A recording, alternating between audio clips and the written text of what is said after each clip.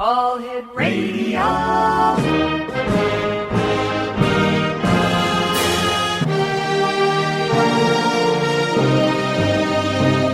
Welcome to the X Zone, a place where fact is fiction and fiction is reality. Now, here's your host, Rob McConnell.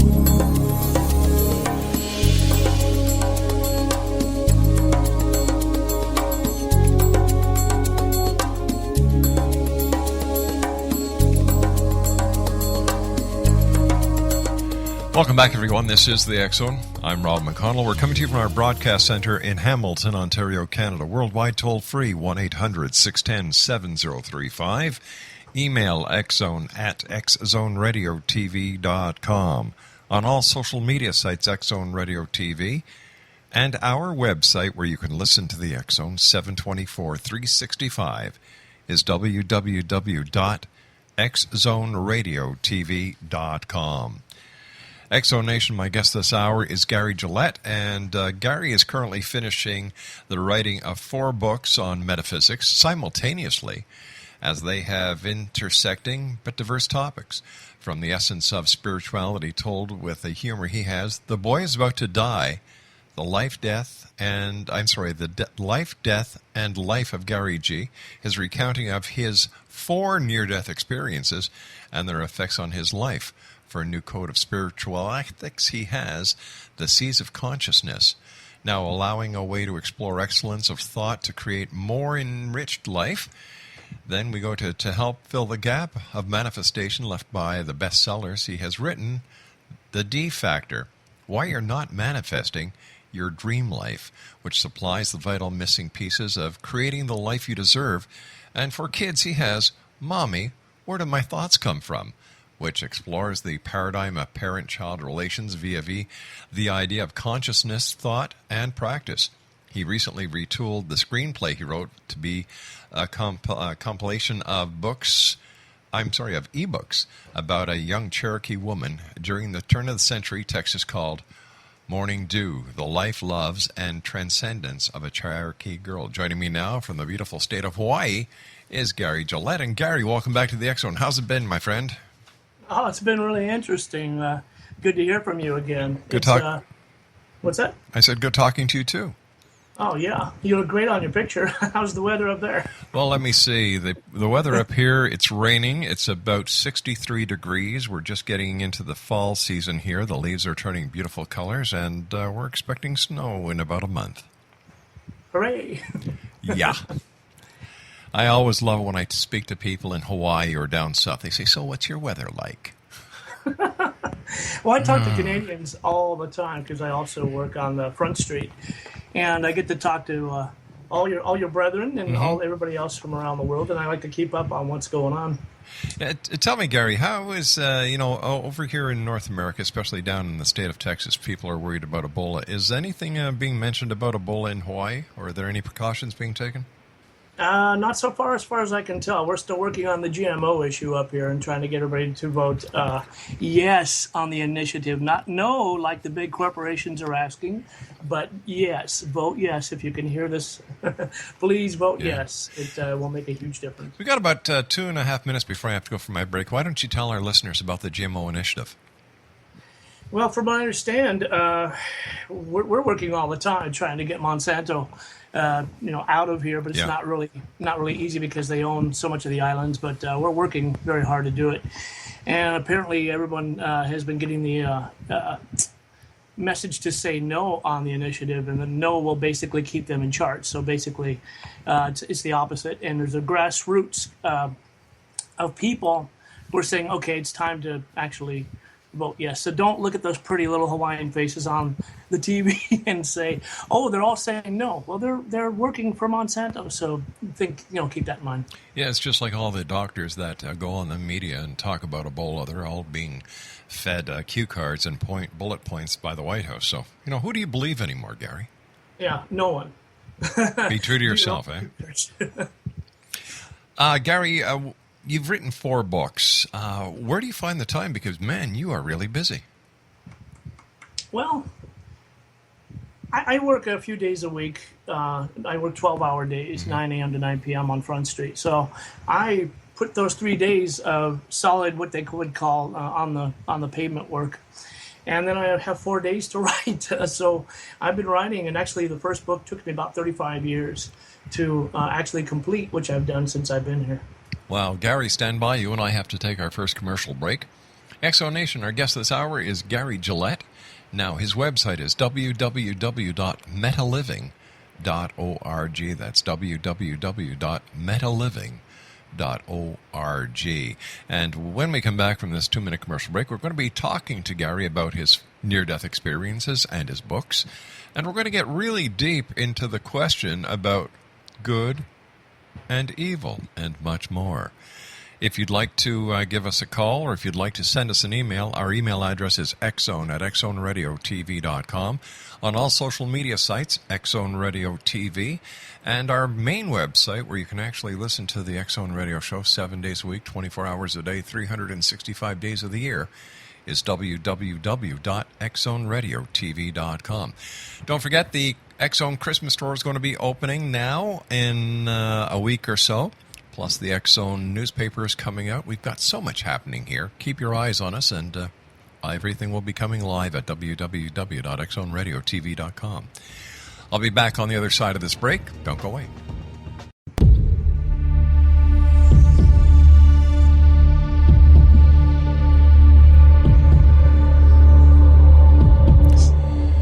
Welcome back, everyone. Gary Gillett is my guest this hour. www.metaliving.org. Gary, for our listeners who may not have had the opportunity of listening to you the last time you were on our show, why don't you tell us about your 4 near-death experiences? Well, it kind of started when I was born, actually. It was what they call a SIDS, sudden infant death syndrome. And apparently I wasn't supposed to stay dead. My brother had died 9 years before I was born, and I was sent back kind of to take his place. So that was the first one. How about the others? Well, it got interesting after that. I became, a normal human. Didn't want to come back at first. You can read a little bit about that.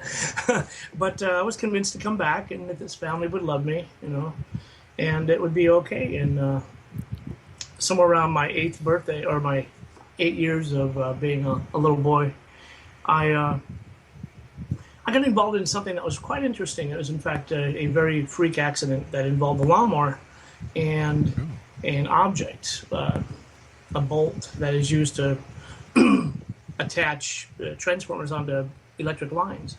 And it was shot out of the lawnmower into my neck as I was watching my friend and his brother mow the lawn across the street. And that put me out for a while. And it was really amazing because I was so happy to go home.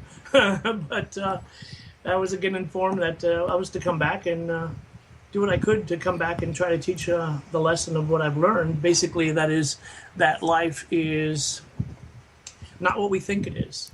It's basically experiences. We are contributing our experiences to the all, understanding what we are as humans in this form, in this three-dimensional world, to try to figure out what it is, we can contribute as this form. All right, so that was 2. That was 2, and that went on, and basically I enjoyed life and didn't think too much of it. As an 8-year-old boy, I died and came back, and I watched them operate on that little boy, and I came back and said, okay, I guess I have, I get to be aware that maybe there's more going on.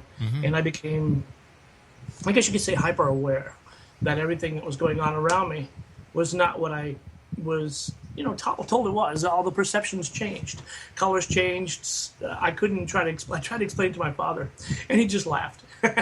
So I just kind of had a normal, normal life. And in 1998, I met my fiancée-to-be, and we had a wonderful life together. It was fantastic, telling stories and doing shows and stuff like that. I'm also a voice actor, and I do performances on stage. And so we went to the, Simi Valley Cajun Festival, Cajun Creole Festival. And it was a beautiful thing, but as we were crossing the street to leave about 7:31 p.m. In the year 2000 on Labor Day, the lights went out. Well, apparently we were hit by a drunk driver, and we both died. And guess who came back and learned to walk again? That was number 3. Wow. So I was in ICU for about 5 weeks, 27 bones broken. I didn't want to come back again. She kind of sent me back saying that your mission is still ahead of you. Mm-hmm. And I didn't want to come back, but it was one of those things where I said, it's something that obviously I'm a big part of. So I came back and learned to walk again and became strong and got a new life together. And actually, number 4 was when I flatlined when I was still in ICU. Oh, my Lord. So that was number 4. That was a really short one, though. There was no real strong messages or memories on that one because I flatlined and they brought me back right away. Gary, I hope you don't mind this question, but why you, my friend? 4 near-death experiences. You think that 1 or 2 would have been enough, but my Lord, 4 of them. One would imagine. Because why not me? It's just I'm one of the many, maybe providing puzzle pieces to the larger picture. Basically, because I can, because I don't take things personally, and because I don't give up when, say, I need to learn to walk again. I was supposed to actually have taken about 2 years to walk, and I laughed. And they said, "Why are you laughing?" I said, "Give me 2 months." I said, on second thought, give me a month. And I gave myself that goal.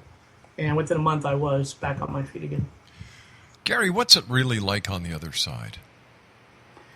It is so beautiful and so unconditional. The love is just absolutely indescribable, to the point where you say, wow, why would I want to live in a 3-dimensional world with slow, scared, I don't mean that anything personally by any of that, but with people that do not realize how powerful, amazing, fantastic, magnificent they are.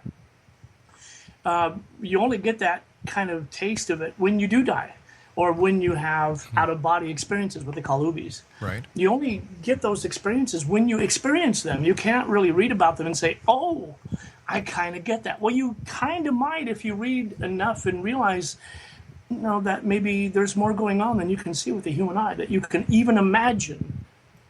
So for the most part, it's a place to be reminded, at least in my case, of what my mission is, and that's just to teach love, any form I can. Are there angels up there? Oh God, yes. Angels, guardian angels, familiar faces.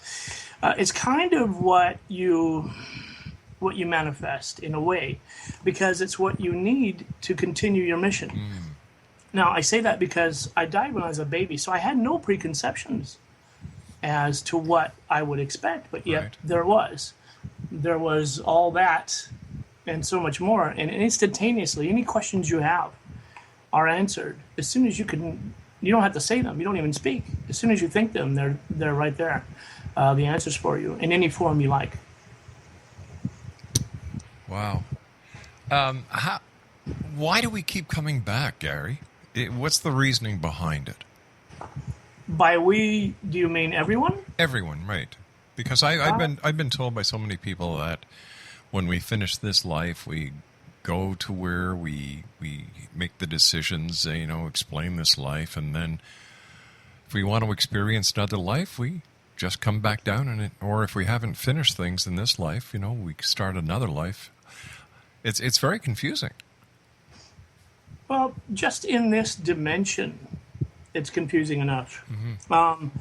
I know that you have probably had some past lives. I can, just by knowing a little bit about you, I can see all the guardian angels around you and things like that. I can see that all these things in your life are contributing to what you believe to be reality. Now, that's wonderful, except there's more than one reality. In fact, there's many, many realities to what we are aware of, of which you are aware, because we don't live in a single dimension. We seem to live in a single dimension, but we don't. We're multidimensional, even hyperdimensional beings. So in a sense, when we come back, as it were, we're continuing a journey. We're continuing a mission, if you will, to create awareness of not just being human, but being the multidimensional beings that we are. But if we are to do this to raise awareness, and there are so many people on this planet, how come we haven't got it down pat yet? Because time doesn't exist. We're, I guess, programmed to believe that time is linear. Mm-hmm. So we're on this ideal of there's a past and a future, and we're in the present, but yet there really is no such thing. We just create an awareness of time so we don't go mad trying to put everything together simultaneously. If you think of time as being linear, then you'll constantly think of it as, and create, perhaps manifest that linear quality to it. But we don't really exist as a single human, if that makes sense to you. We exist as many, many beings simultaneously, but we can only focus on one at one time. So because we're focusing on one at one time, we think that we're we think that we're in this one facet, but we aren't. We're multifaceted. We're constantly moving forward and back in time. How has what you've gone through, Gary, changed your life?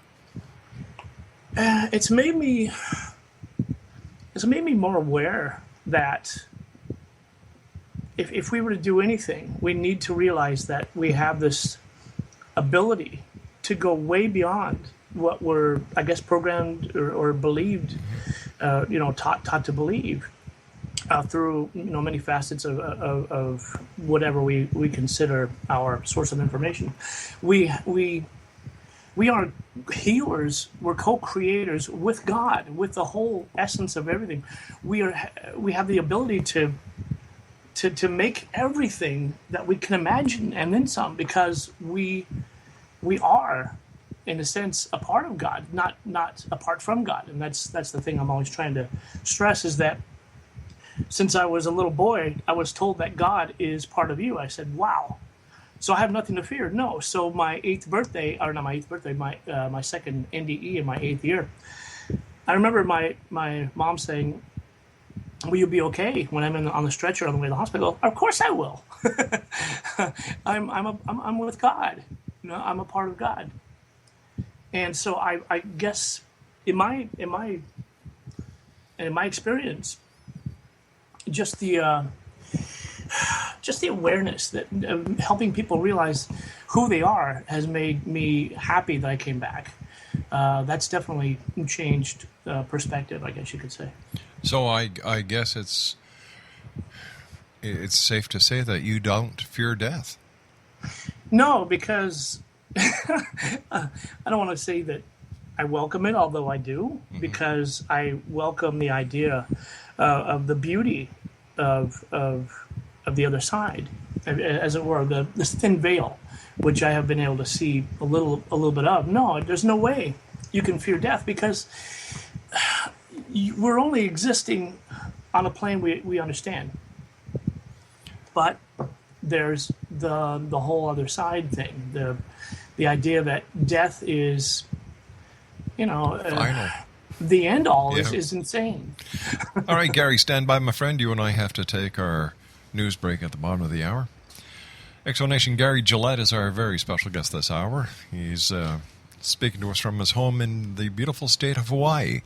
His website is www.metaliving.org. That's www.metaliving.org. And Gary and I will be back on the other side of this commercial break with the news as we continue here in the X Zone from our broadcast center in Hamilton, Ontario, Canada.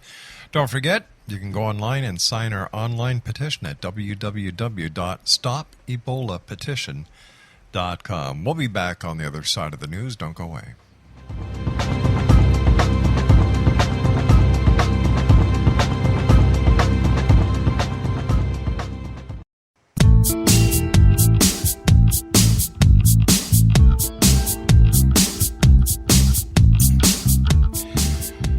Exonation, Gary Gillette's our guest, and we're talking to Gary about a variety of subjects, metaphysical subjects.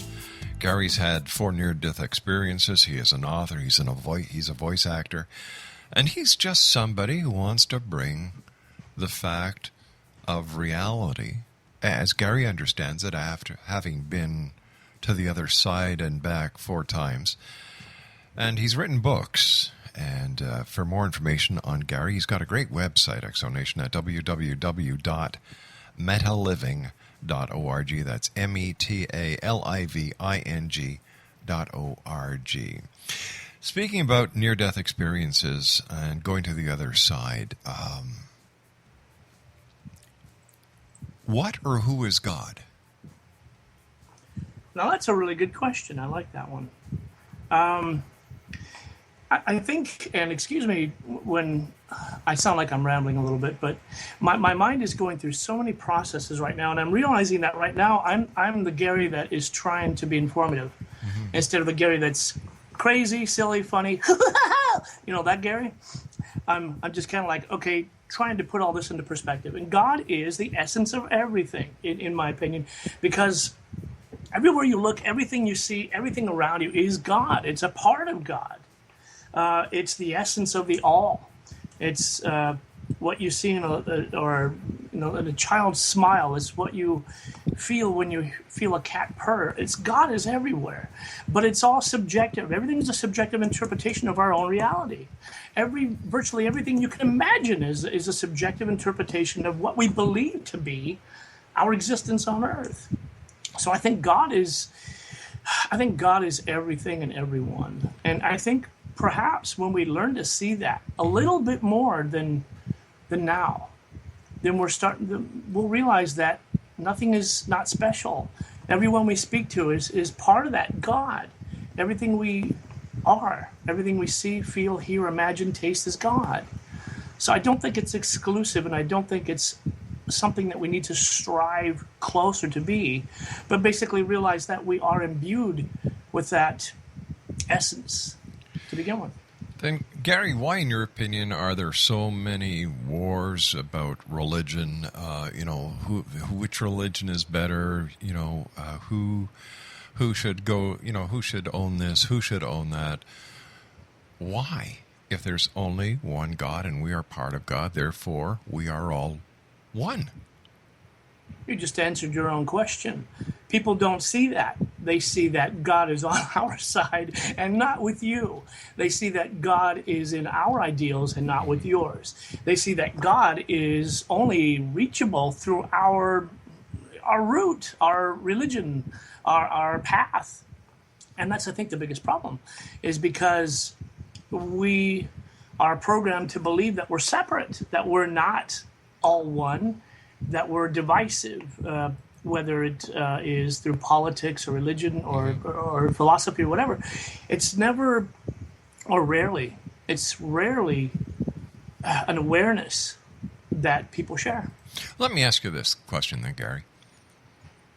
Do you think that humanity has surpassed the need for established religious philosophies as we know them, and it's time to really reinvestigate and accept it for what it really is, that one unification of all beings, so that we can all live in harmony and progress as a species instead of all these fractured divisions?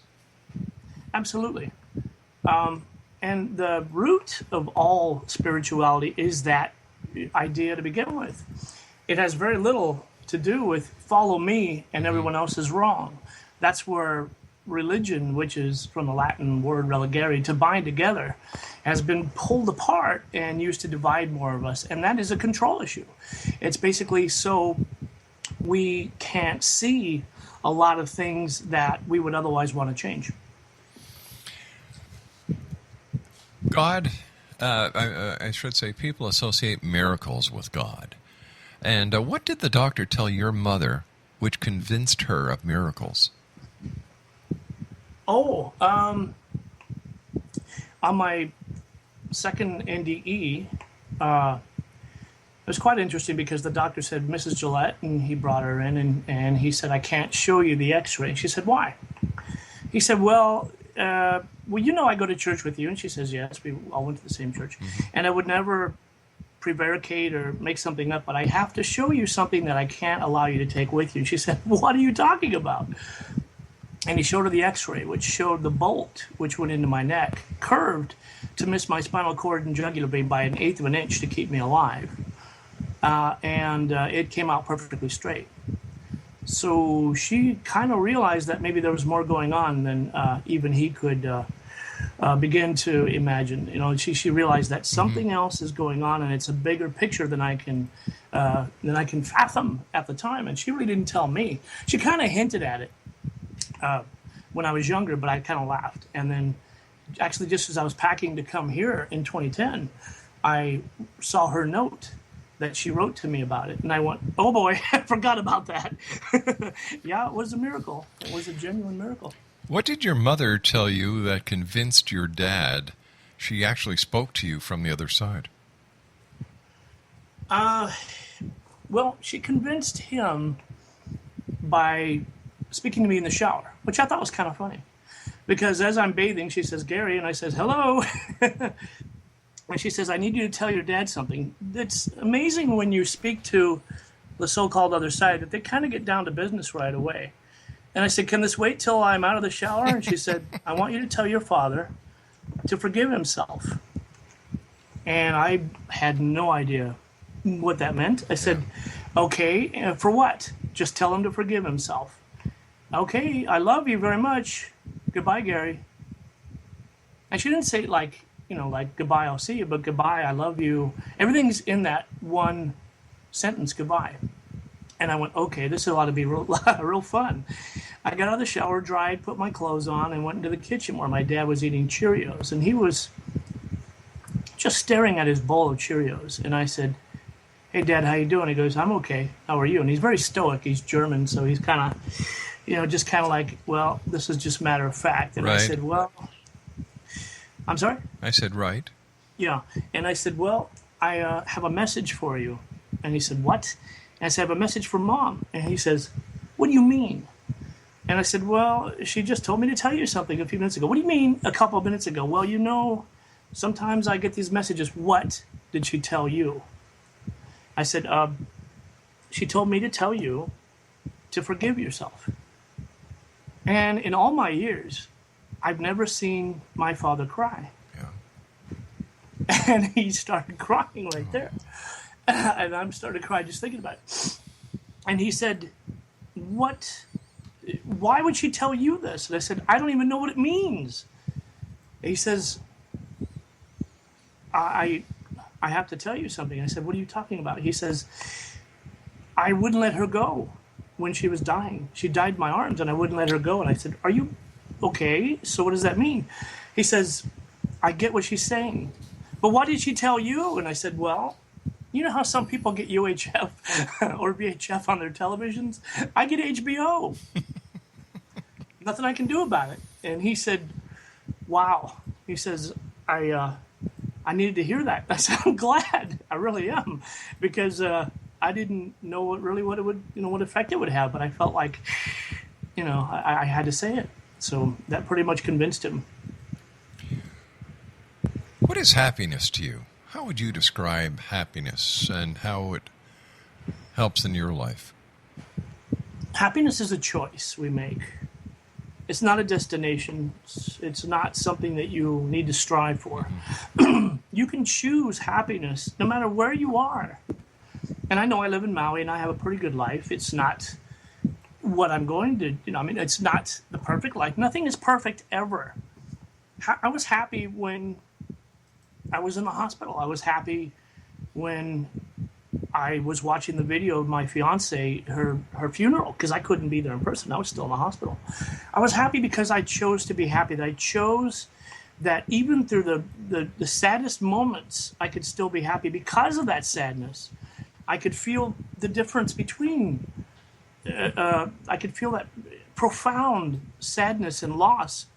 And that makes me happy to realize that I can feel that. I have that choice. And every second of every minute of our lives, we make that choice. And I believe it is a choice to be happy. You say that love is unconditional. How do you mean that? Oh, love is not unconditional.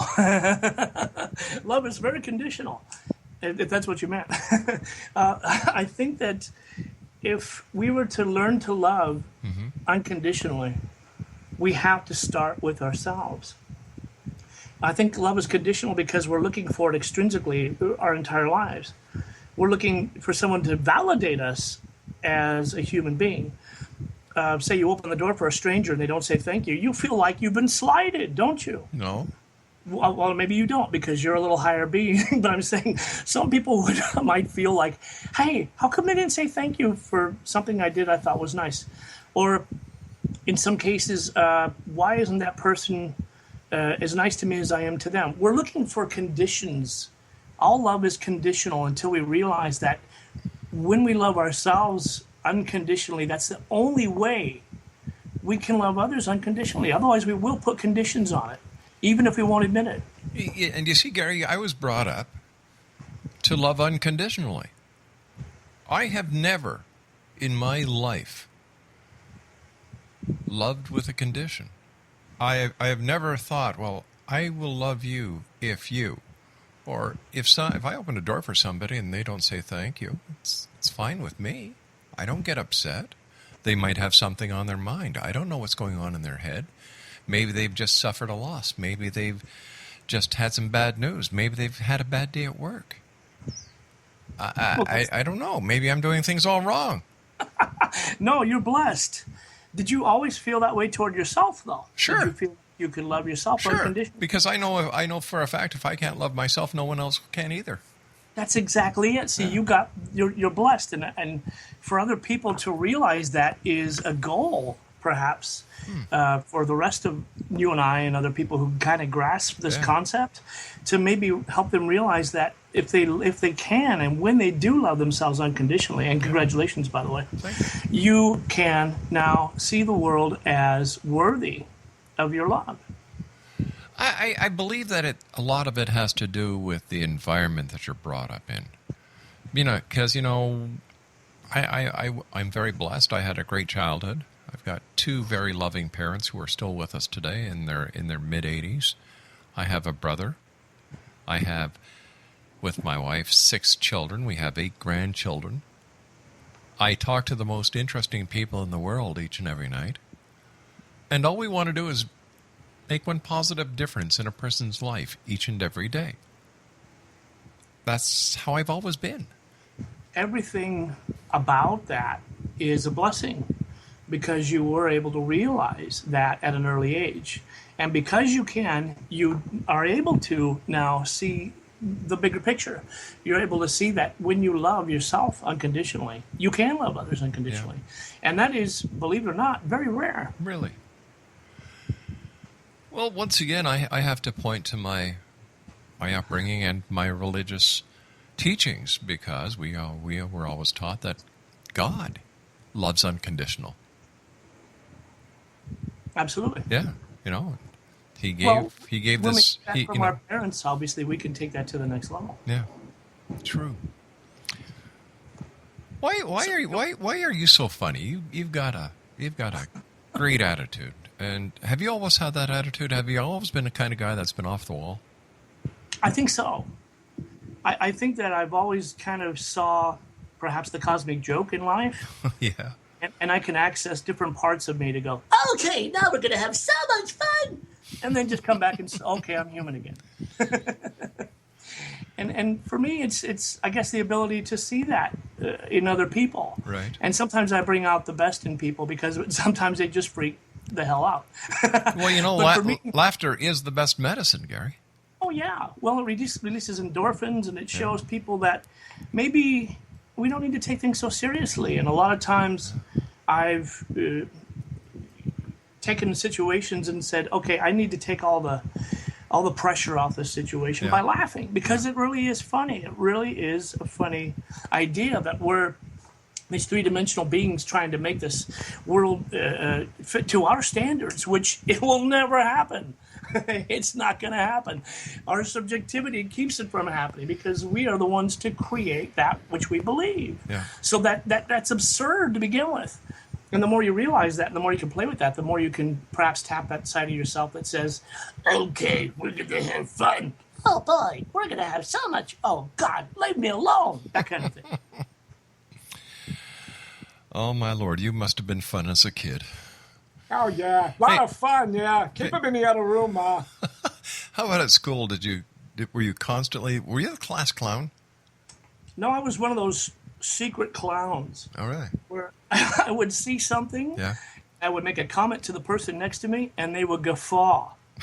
It would be, Johnny, shut up. And they're looking at me going, I didn't say nothing, baby, nothing at all. And I would keep a low on the radar, and because of that, I would get away with a whole lot of stuff. Listen, you and I have got to take our final commercial break. Gary, it's always great talking to you. Thank you very much for sharing your time with us tonight. And you as well. It's always my pleasure. Stand by, my friend. Exo Nation, all the way from Hawaii, the one and only Gary Gillett. His website is www.metaliving.org. That's www.metaliving.org. And when we come back, we're going to find out where you, the members of the Exo Nation, can get copies of Gary's books. After all, this is a place where people dare to believe and dare to be heard. And remember, the message Gary and I are trying to get across to each and every one of you tonight who haven't received it already is, in order to be loved, you have to love yourself. It's that plain. It's that simple. There's nothing wrong with saying, you know what? I love me. I'm a great person. We'll be back on the other side of this commercial break. Don't go away.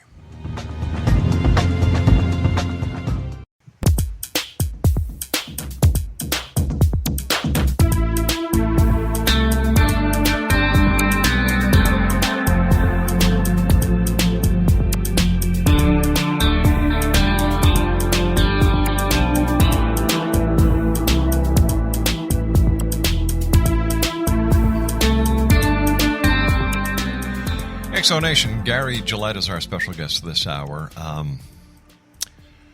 Gary, where can listeners get copies of your books? I don't know, but your leading music makes you want to dance, you know? I understand you also do the voice for Scooby-Doo. No, I've done the narrator for him, and I've also the narrator. done Monsters in the Castle for the Leapfrog books. Wasn't Casey Kasem the original voice of Scooby-Doo? He was actually Shaggy. Oh, Shaggy. Mm-hmm. Ah. All right, Craig, you send me some wrong information there, friend. You're fired. All